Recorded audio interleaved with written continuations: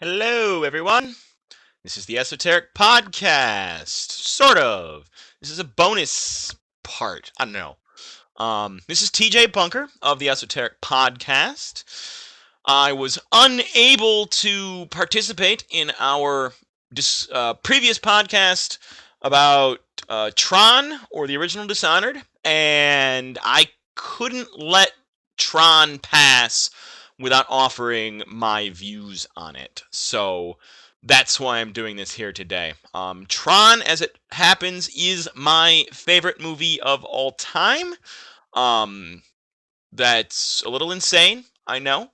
Because let's face it, Tron's not a very good movie. It is visually impressive for a movie from 1982, but the storyline's pretty weak and the acting's, not horrible, but, nothing to write home to mom about. Um, but still, it is my favorite movie of all times. I own the 20th anniversary edition. I'm pretty sure that's the version I own. And I watch it all the time. I have watched this movie since I was 5 years old. Over and over and over again. It's awesome. I love this film. In addition to the film, I've also played the Tron video game. For anybody who doesn't know, Disney put out, or Buena Vista Entertainment, Disney's game division from the mid 2000s, put out a game that was the de facto sequel to the film series back in the mid 2000s. There, it was a first-person view game. You ran around and you fought bad guys. Basically, a first-person shooter. You were throwing the disc, and you picked up some other weapons, and you fought other programs, and you had to go do some puzzle solving because this would be mid 2000 first person shooter, so there's a lot of puzzles to solve and enemies to fight, and it was a fun little game. Continued on with the storyline, so I played that. I got tickets to go see the actual sequel in theaters, or IMAX theaters, actually. Picked up a IMAX theater ticket, stood in line to get a good seat for probably an hour, I want to say it was, to go see the sequel. I've enjoyed all of my time with this. Like I said, it's not a good movie by any stretch of the imagination. It's a very mediocre. We'll go with mediocre. I'm gonna call it a mediocre movie. But I still love it. I can't not love it. It's such a fantastic film. And yeah, the art style especially. For anybody who doesn't know, the original Tron movie was actually filmed. All of the computer scenes were filmed in black and white, and then artists had to go through and hand paint all of the colors, the red and blue lines, onto everything. So everywhere you see a line on a figure, that was hand painted by somebody. And I just loved the aesthetic, the way it looked. The light cycles are just awesome. I mean, how can you not love the light cycles? It's so much everybody's favorite part of Tron that they turned it into an arcade game after the movie came out. But yeah, I just have such absurdly fond memories of Tron. I love this film. It is still a terrible film. Just not good by any stretch of the imagination, but I love it anyway. It is such an awesome, epic, fun film to me. That I just can't. I watch this movie probably annually, at least annually. So great. I love when Flynn gets pulled into the computer. I love the animation. It looks kind of cheesy nowadays, but not super cheesy. And I've seen a lot worse CGI in 2016 here when I'm recording this than that movie when they sucked Flynn into the computer. And the story's serviceable.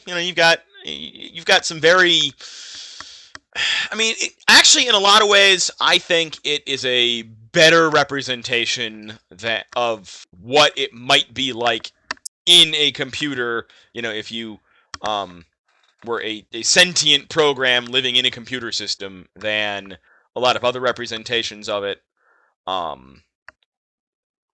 I mean, not that this is very good, but the video game went and did one better. I know one of the levels, um, you transfer over the internet because, of course, in 1982, not really an internet so much as the company network um, that was being used is where the computer universe there existed. But by the video game, of course, the internet was a thing. Um, and you transfer yourself into one of the into this other computer, trying to escape this virus thing. It's a whole thing. I won't get too into it. But yes, you transfer yourself into this other computer, and while you're there, the computer's about to crash because your program requires so much processing power and so much memory that um, that you're trying to run you is actually going to crash the computer program. So you have to race against the clock to go overclock the system so that it can continue to run while you're in the system. And then you can get yourself transferred out to another system eventually. But yeah, so your whole time in this system is, you overclocking the system to keep it from crashing. It stems out of the movie universe. It felt very much an extension of the movie universe when you got to the game. And it just shows how well thought out for the most part. Obviously there's poetic license there, with having sentient computer programs and what have you that are sentient while they're while you're in the Tron universe, in the computer world where Flynn was.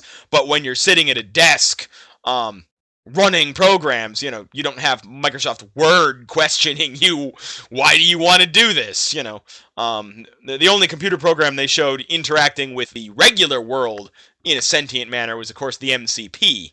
But yeah, taking the poetic license of sentient programs and using those as a um, a jumping off point. Yeah, I mean, you've got the I/O terminals. Um, you've got the game grid. You've got, I mean, this stuff seems like if you had sentient computer programs, this would be a decent representation of what it might be like for them. Way more so than like the Matrix, where that was, I mean, okay, that wasn't you living inside of a computer. That was not programs interacting. That was people interacting with a program. But even then, when they start talking about the other programs that were part of the Matrix, and that gets really convoluted and confusing. And Tron kept it very simple, very understandable. And let's face it, for the most part, computers are simple, understandable.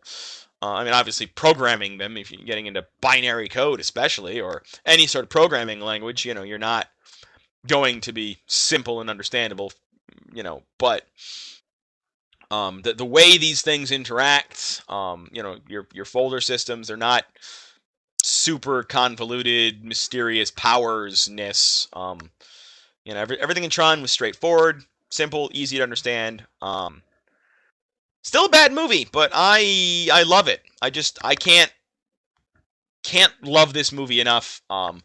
And I feel that there's a lot of tech people out there that if they admit to themselves that it's okay to like bad things, this can become a guilty pleasure, an enjoyable movie for people who otherwise would just be, nope, this is a dumb film. It's stupid. Why would I ever watch a stupid film? Um, let's face it, we all nerds I've ever talked to, there's something dumb that they still enjoy anyway.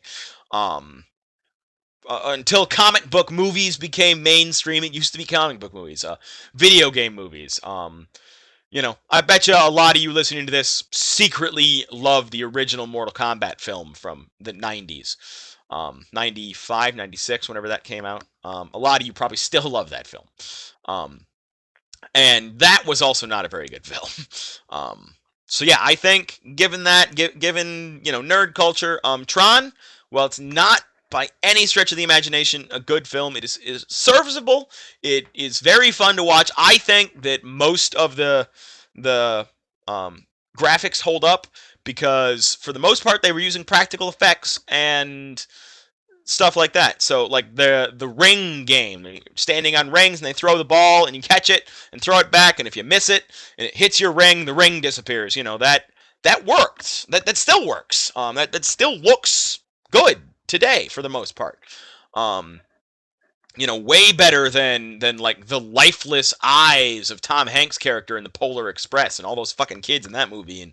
And there are so many worse movies today with we'll fix it in posts. You end up with actors not working well with the freaking things. I think about the only other movie from the era, and actually it came out 7 years later, would have been Who Framed Roger Rabbit, that had actors working so well against make-believe things in an era when that was not a common thing.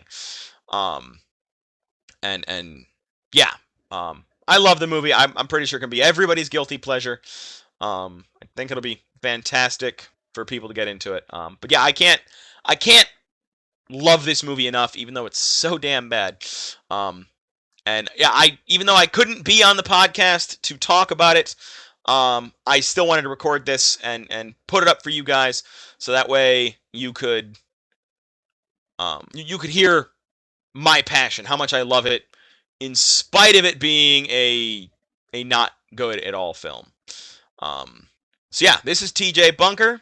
This is a extra bonus episode, me talking about Tron, here on the Esoteric Podcast. As always, if you enjoyed the Esoteric Podcast, check us out on YouTube. We're the Esoteric Podcast on YouTube. Check us out live over on Twitch, twitch.tv/the_esoteric_podcast. We do a live stream on Sunday starting at 3 p.m. Central Time over on Twitch. Check out the full version of those episodes, or not the full version, the edited version of those episodes on YouTube on the following Saturdays. Check out our OST reviews on Tuesdays. Check out the other random episodes we put out. Look for other new content we're going to be bringing to you over the course of the next year. Check us out over on Twitter when we get better at Twitter. And if you really like what we're doing, you like what we're saying, check us out at Patreon. We are the Esoteric Podcast over on Patreon. Check us out there. Give us some money. We'll get some cameras so you can see our ugly mugs while we're doing this instead of just listening to us do the talking. So yeah, that is T.J. Bunker. I am T.J. Bunker. That is my review of Tron.